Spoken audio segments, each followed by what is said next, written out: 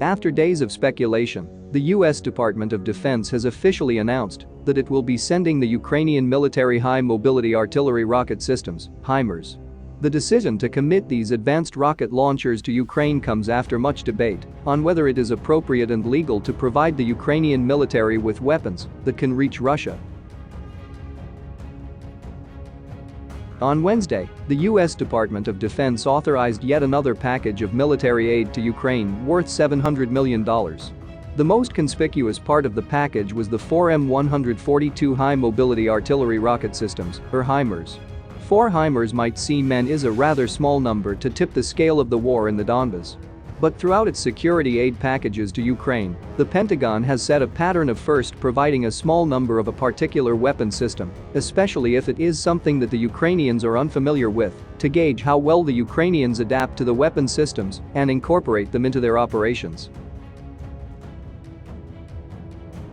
As with many of the previous security assistance shipments, the latest package comes in the form of a presidential drawdown, meaning that U.S. President Joe Biden has green-lighted the Pentagon to go to its arsenal, find the weapon systems, and send them to Ukraine. This is the 11th equipment drawdown from the Pentagon's inventories since last August. These are critical capabilities to help the Ukrainians repel the Russian offensive in the east. One such need is the high-mobility artillery rocket system I just mentioned, which responds to Ukraine's top priority ask. This system will provide Ukraine with additional precision and targeting at range. The Ukrainians have given us assurances that they will use this system for defensive purposes, only Dr. Colin Kahl, the Undersecretary of Defense for Policy, said during a press briefing on Wednesday.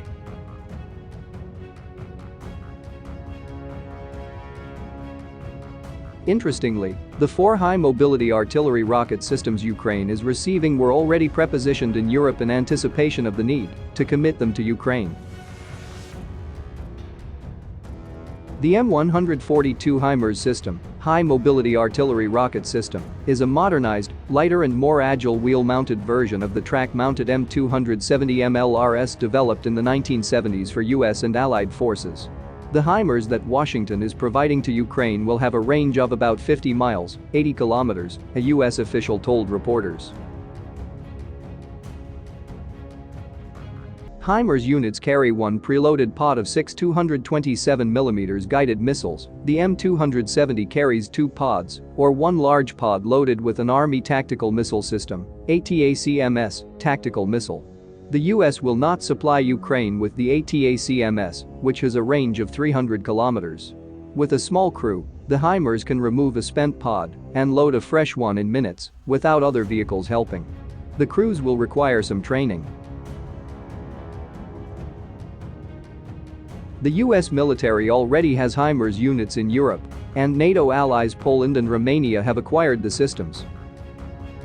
Himars will give Ukraine's forces the ability to strike further behind Russian lines and at distances better protected from Russia's own long-range weaponry.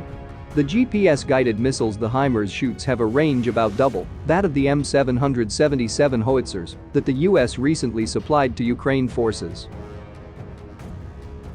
At roughly 80 kilometers, it generally puts Himars out of range of Russia's own artillery while placing the Russian batteries at risk.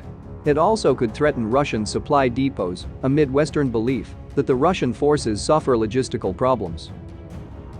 Some analysts have said Himars can be a game-changer in the war at a time when Ukraine forces appear to be struggling under Russian artillery fire. But others say Himars will not suddenly turn the tables. The Himars would even the playing field, a senior U.S. defense official said.